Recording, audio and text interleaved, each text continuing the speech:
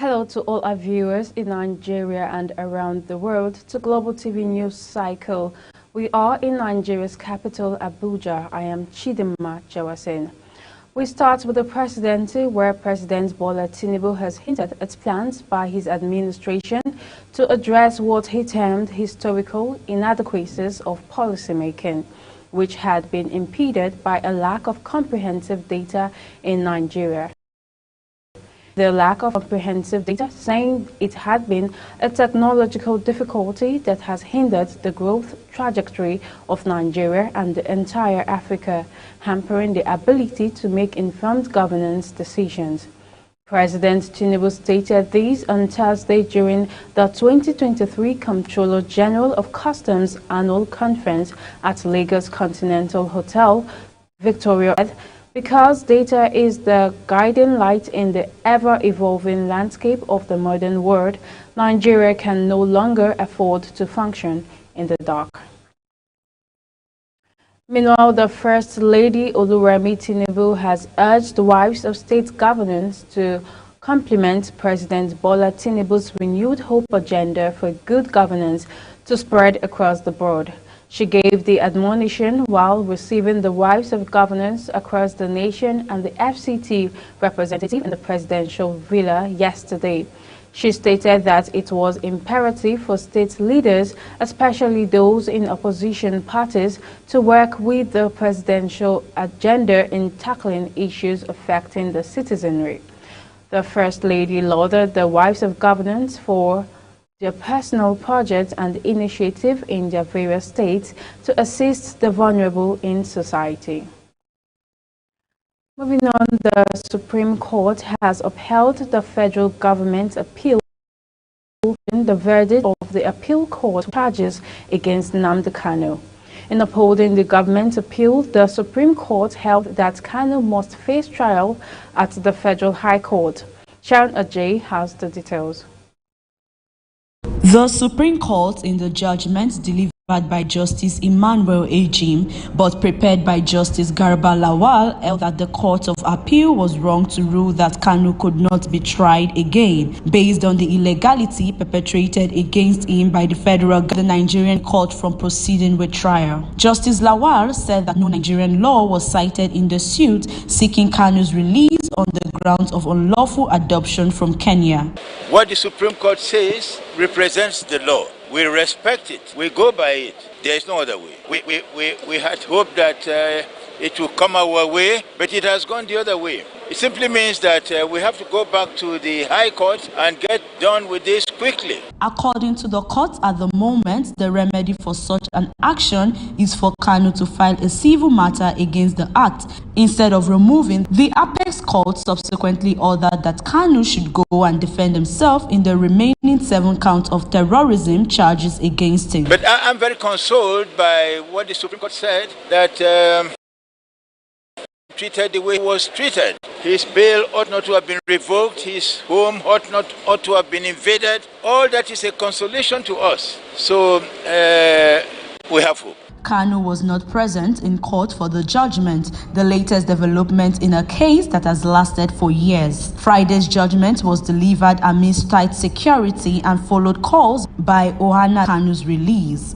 Kanu is the leader of the proscribed secessionists Dan Mohamadu and Ali Al-Hero, popularly called Kachala Ali Kawaja. The Director of Defense Media Operations, Major General Edward Buba, made this known in a statement on Saturday in Abuja, stating that Machika was a top terrorist bomb expert and the younger brother of a notorious terrorist, Dogo Operation area of Niger, along foot soldiers. Still on security, the Nigeria Police Force said it is a criminal offense for notorious motorists to cover their number plates within a valid reason. The force public relations officer Olumuyiwa Adejobi disclosed this in a statement via his X-handle. According to the first PRO, it is compulsory to make registration numbers visible at all times.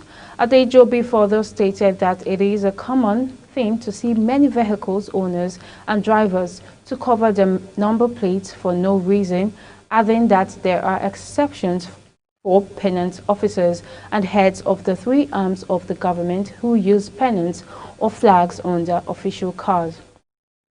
Further stating that the flags must be covered with the registration number or the seal of office on the cars. The Nigerian Navy Commendation Awards for distinguishing themselves in the areas of research and innovation, character and gallantry in 2023. The Navy also conferred its Command and Sea Badge on officers who successfully held sea commands during the year. Research and Innovation, SDB3 Design and Construction, Exemplary Character and Gallantry. Moving on, the Old and the Young Area Council of the FCT trooped out to the Leventis Foundation Agricultural Training School for the graduation ceremony of 147 graduates from sets 2022 and 2023 respectively. The principal of the Leventis Training School, Agnes Yusuf, in her speech, stated the reason behind Leventis Foundation Agricultural Training School for the graduation ceremony of 147 graduates from 2022 to 2023 year respectively. The principal of Leventis Training Institute, Agnes Yusuf, in her speech stated the reason to attract, train, and empower youth for enhanced sustainable livelihood through agriculture or farming that is programmed to have a multiplier effect and is free of all costs to the trainees. This implies that training, accommodation, feeding, uniforms, rain boots, and so on are provided free of charge to all our trainees. The graduation ceremony brought to a total of 953 young men and women, including 14 NYSC corps that have benefited from Leventis Foundation free training. The light so far, Executive Director of the Leventis Foundation, Hope Osita, says, from all across Nigeria that are resident in the FCT, and sometimes some of them come outside of the FCT. They have gone through this. Three of them that have graduated before today have gone on to set up their own. There is the challenges faced by the institution to improve your operational activities. We will also strengthen our post-graduation mentorship program through our zonal agri offices in the 6 area councils to help trainees excel in their respective areas of specialization. One of the best outgoing student, Basi Omin, highlighted the area of focus after the free training courtesy of Leventis. I'm actually going into livestock production, poultry specifically. I'll start with poultry. Moving forward, I'm also looking into going into crop production. Since 1980, Leventis Foundation has produced a total of over 1,000 students that have benefited in various agricultural training schemes. Today, precisely a total of 147 students have graduated from last year as well as 2023. The school is expected to resume next year with a total of fresh batch, and of course, a hostel has been officially commissioned for the incoming student. Agbo Clinton reporting from Leventis School here in Yaba, Abaji of the Federal Capital Territory. The Enugu State government says it will reopen one lane of the collapsed bridge for use by December 24th. The State Commissioner for Works, Gerald Otiji, disclosed this while briefing newsmen after the Friday State Executive Council meeting held at the Government House in Enugu. Governor Peter Mbah of Enugu State had on November 9th announced that the federal government would commence the reconstruction work on the collapsed bridge. Mbah noted that the reconstruction would begin with palliative work on the one lane of the bridge that was standing to ensure it was ready for use within the next 10 days. Speaking, Otiji said the Federal Ministry of Work is reconstructing the Artisan Cattle Market Bridge in collaboration with the Enugu State Ministry of Works. In the meantime, the Executive Secretary National Commission for Persons with Disabilities, James Lalu, has appealed for a coherent consistent other service delivery in dealing with persons with disabilities in Nigeria.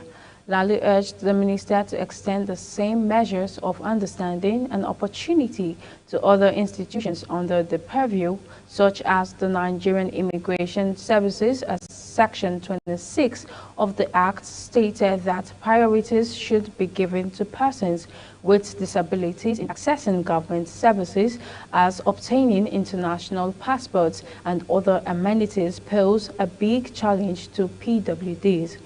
The minister stated that nation building is a joint task, hence the Federal Ministry of Interior is open to partnership with the Commission in order to achieve. Center for Disease Control and Prevention (NCDC) has debunked reports of fresh outbreaks of coronavirus COVID-19 in Benue State. The agency stated that there was no fresh case of the disease in the state, adding that the report is a complete misinterpretation of a statement made on December 11, 2023 by WHO, State Surveillance Officer at the Civil Society Organization (CSOs) and media personnel meeting organized by the Benue State Primary Healthcare Board with the WHO. The surveillance officer, while giving her presentation, Benue stated that Benue State had recorded a total of 25 in the year 2023, with the last case recorded as of mid-April. Shortly with details of these and more stories right after this break. Please don't go away.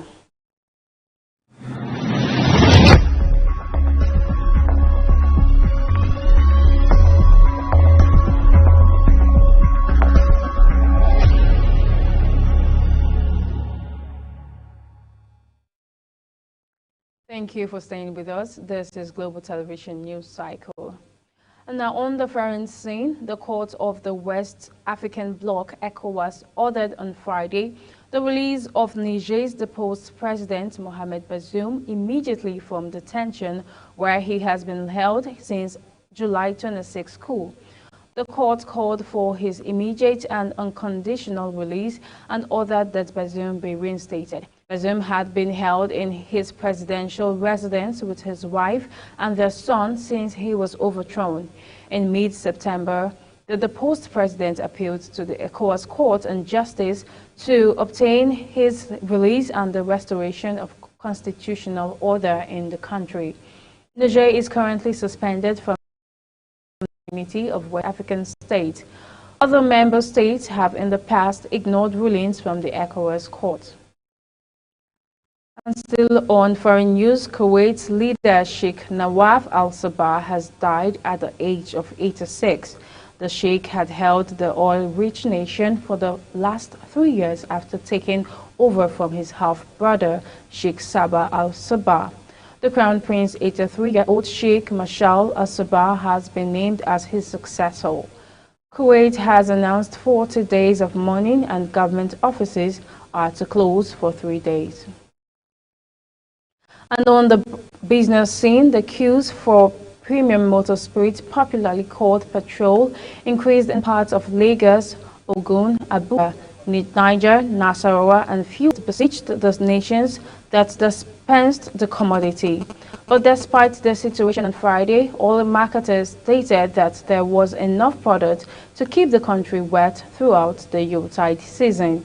They explained that the reasons for queues in the affected states include panic buying for motorists and the high vehicular movement lately. The National Assembly said it is targeting a 20% contribution of the maritime sector to the country's gross domestic product in 2024. Stated this on Thursday in Lagos at a special performance retreat organized by the Nigerian Shippers Council.